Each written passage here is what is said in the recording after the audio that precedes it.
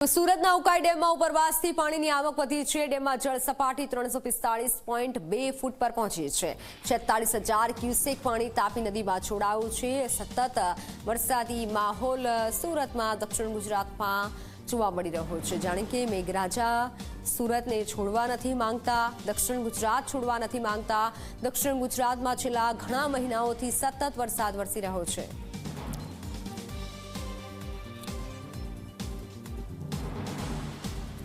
તો સુરતથી સંવાદદાતા ચેતન પટેલ જોડાઈ ચૂક્યા છે। ચેતન, જાણે કે મેઘરાજા સુરત અને દક્ષિણ ગુજરાતને નથી છોડવા માંગતા, છેલ્લા ઘણા મહિનાઓથી વરસાદ થઈ રહ્યો છે, અત્યારે કેટલો વરસાદ?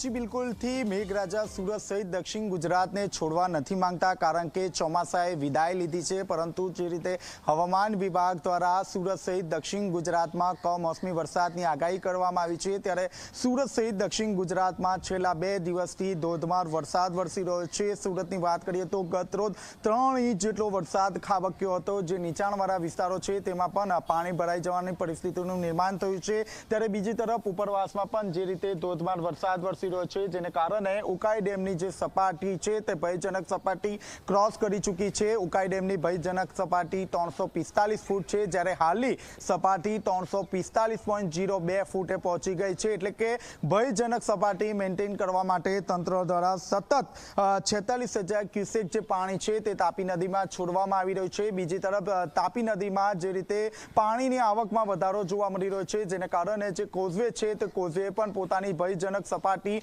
ક્રોસ કરી ચૂકી છે। કોઝવે જે છે તે શનિવારે વાહન વ્યવહાર માટે ખુલ્લો મૂકવાના હતા, પરંતુ છેલ્લા 2 દિવસથી જે રીતે ધોધમાર વરસાદ વરસી રહ્યો છે, જેને કારણે કોઝવે ફરીથી ઓવરફ્લો થયો છે। હાલમાં કોઝવેની સપાટીની વાત કરીએ તો 60 મીટર ઉપર પહોંચી ગયો છે। કોઝવેમાંથી તાપી નદીમાં 58,000 ક્યુસેક પાણી છોડવામાં આવી રહ્યું છે, જેને કારણે તાપી નદી ફરીથી સજીવન થયું હોય તે રીતના જે દ્રશ્યો છે તે જોવા મળી રહ્યા છે। હજી પણ હવામાન વિભાગ દ્વારા સુરત સહિત દક્ષિણ ગુજરાતમાં ભારે વરસાદની આગાહી કરવામાં આવી છે, ત્યારે તંત્રને સ્ટેન્ડ બાય રહેવા માટે આદેશ કરી દેવામાં આવ્યો છે, કારણ કે સુરત સહિત દક્ષિણ ગુજરાતમાં જે રીતે ધોધમાર વરસાદ વરસી રહ્યો છે, નીચાણવાળા વિસ્તારોમાં પાણી ભરાઈ જવાની પરિસ્થિતિનું નિર્માણ થયું છે। આખી રાત સુરત સહિત દક્ષિણ ગુજરાતમાં વરસાદ વરસ્યો છે, ત્યારે હજી પણ આકાશમાં કાળા દિબાગ જોવા મળી રહ્યા છે, એટલે કે દિવસભર ભારે વરસાદ રહેશે તેવી પૂરેપૂરી શક્યતા જોવા મળી રહી છે। જી બિલકુલ ચેતન, આભાર માહિતી બદલ। ત્યારે હજુ પણ વરસાદની આગાહી છે, આકાશમાં